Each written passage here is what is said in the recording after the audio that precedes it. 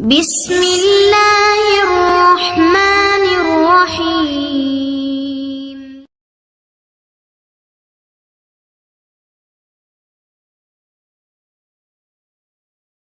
الحمد لله رب العالمين والصلاة والسلام على رسوله الكريم نبينا محمد وعلى آله وأصحابه أجمعين أما بعد. கண்ணியமிக்க சகோதர சகோதரிகளே, இந்த பதிவில் நாம் இன்ஷா அல்லாஹ் அளப்பரிய நன்மைகளை, நிறைய சவாபை, கூலியை பெற்றுத்தரக்கூடிய ஜிக்ருடைய சில வார்த்தைகளை நாம் இன்ஷா அல்லாஹ் பார்க்கலாம். அன்பானவர்களே, ஜிக்ர், அல்லாஹ்வை நினைவு கூறுவது, அல்லாஹ்வை தியானிப்பது என்பது நாம் எந்த அளவிற்கு அல்லாஹ்வை நேசிக்கிறோம், நம்முடைய உள்ளங்களில் எந்த அளவிற்கு அல்லாஹுடைய மஹப்பத், அல்லாஹுடைய அன்பு, நேசம் இருக்கிறது என்பதற்கான ஒரு வெளிப்பாடாகும். இயல்பாகவே நாம் யாரை அதிகமாக நேசிப்போமோ அவர்களை குறித்து அதிகமாக பேசுவோம். யாரை நாம் அதிகமாக நேசிக்கிறோமோ அவர்களை அதிகமாக நினைவு கூறுவோம், இல்லையா? இதுதான் இயல்பு. ஆக நாம் அல்லாஹ்வை நேசிக்கிறோம் என்று சொன்னால் அல்லாஹ்வை குறித்து அடிக்கடி பேச வேண்டும். நாம் அல்லாஹ்வை உண்மையில் நேசிக்கிறோம் என்று சொன்னால் அல்லாஹ்வை அதிகமாக நினைவு கூற வேண்டும். சொல்ல போனால் எப்போதும் அல்லாஹ்வை நினைவு கூற வேண்டும். ஆகவே தான் அன்பானவர்களே, குர்ஆனிலே ஜிக்ர், அல்லாஹ்வை நினைவு கூறுங்கள், அல்லது அல்லாஹ்வின் நல்லடியார்கள் அல்லாஹ்வை நினைவு கூறுவார்கள் என்று ஜிக்ரை குறித்து அல்லாஹ் குர்ஆனிலே பேசும் பொழுது பல இடங்களிலே அல்லாஹ் பயன்படுத்தக்கூடிய ஒரு வார்த்தை தான் கஸீரா. அதிகமாக இவர்கள் அல்லாஹ்வை நினைவு கூறுவார்கள். ஃபத்குருல்லாஹ ஜிக்ரன் கஸீரா, நீங்கள் அதிகமாக அல்லாஹ்வை நினைவு கூறுங்கள் என்று அதிகமாக என்கிற ஒரு வார்த்தையை அல்லாஹ் பல இடங்களில் பயன்படுத்துகிறான். காரணம், நாம் அல்லாஹ்வை உண்மையில் நேசிக்கக்கூடியவர்களாக இருந்தால் அதிகமாக தான் நாம் அல்லாஹ்வை நினைவு கூறுவோம், அதிகமாக அல்லாஹ்வை திக்ர் செய்வோம். நபிகள் நாயகம் ஸல்லல்லாஹு அலைஹி வஸல்லம் அவர்கள் எல்லா நேரமும் ஃபீ குல்லி அஹ்யான், எல்லா நேரமும் நபி ஸல்லல்லாஹு அலைஹி வஸல்லம் அவர்கள் திக்ர் செய்வார்கள் என்று ரசூலை குறித்து ஹதீஸிலே நாம் பார்க்கிறோம். அந்த வகையில் அன்பானவர்களே, திக்ர் செய்வது நாம் அல்லாஹ்வை எந்த அளவிற்கு நேசிக்கிறோம் என்பதற்கான ஒரு ஆதாரம், ஒரு அடையாளம். அந்த வகையில் நாம் அல்லாஹ்வை திக்ர் செய்ய வேண்டும் அதிகமாக. அதிலும் குறிப்பாக நபிகள் நாயகம் ஸல்லல்லாஹு அலைஹி வஸல்லம் அவர்கள் என்ன வார்த்தைகளை நமக்கு சொல்லி தந்திருக்கிறார்களோ அந்த வார்த்தைகளை கொண்டு நாம் அதிகமாக திக்ர் செய்தோம் என்று சொன்னால் சில வார்த்தைகளை மொழிந்து அதிகமான கூலியை பெறலாம். வேறு வார்த்தைகளுக்கு அந்த சிறப்பு கிடையாது. அல்லாஹ்வை புகழலாம், நினைவு கூறலாம் வேறு வார்த்தைகளை கொண்டு. ஆனால் உட்கார்ந்து திக்ர் செய்யலாம் என்று நாம் அமர்ந்தால் நபிகள் நாயகம் சொல்லிக் கொடுத்த வார்த்தைகளை கொண்டு திக்ர் செய்தால்தான் அந்த மகத்தான கூலி என்பது நமக்கு கிடைக்கும். அந்த குறிப்பிட்ட வார்த்தைகளுக்கு தான் அந்த வாக்கு. அப்படிப்பட்ட அளப்பரிய நன்மைகளை பெற்றுத்தரக்கூடிய சில வார்த்தைகளை நாம் இந்த பதிவில் பார்க்கலாம். முதலாவதாக, சுப்ஹானல்லாஹி வ பிஹம்திஹி அதத ஹல்கிஹி வ ரிதா நஃப்ஸிஹி வ ஸினத அர்ஷிஹி வ மிதாத கலிமாத்திஹி. இந்த வார்த்தைகளுடைய பின்னணி என்ன, சிறப்பு என்ன? அன்பானவர்களே, நபிகள் நாயகம் ஸல்லல்லாஹு அலைஹி வஸல்லம் அவர்கள் ஒரு முறை தன் வீட்டை விட்டு வெளியேறுகிறார்.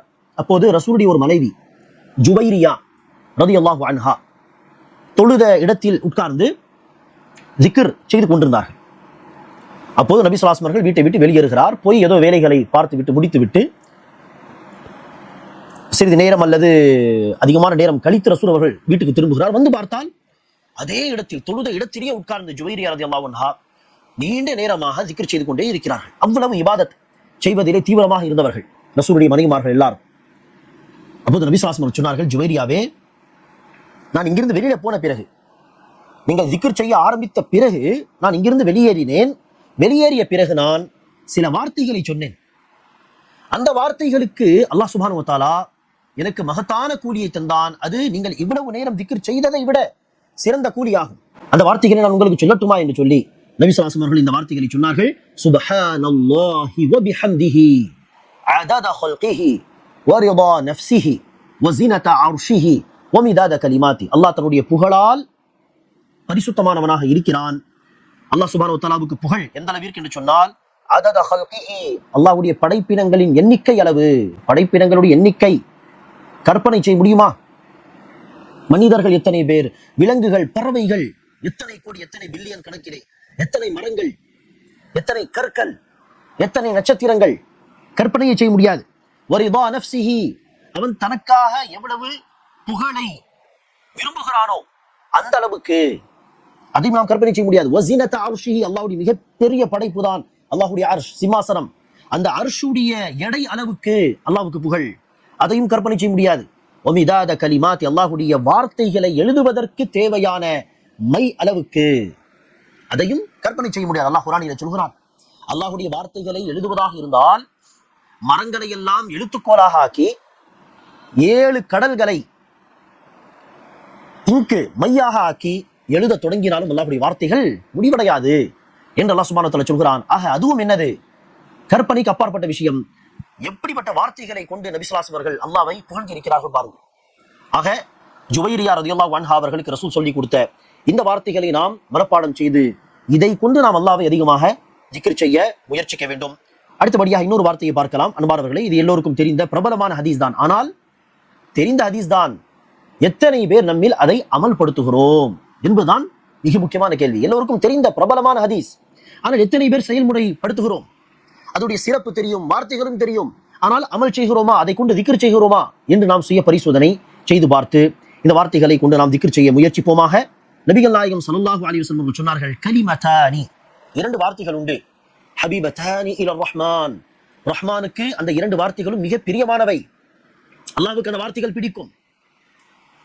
ஆனால் அதே நேரத்தில் ஹஃபீஃபதானி அலல் லிசான், அந்த வார்த்தைகள் அல்லாஹ்வுக்கு மிக பிடித்த வார்த்தைகள் என்று சொன்னால் சொல்வது மிக கஷ்டம், அப்படி கிடையாது. நாவில் மிக லேசானது. ஹஃபீஃபதானி அலல் லிசான், நாவில் லேசானது என்பதற்கு என்ன பொருளாகாது?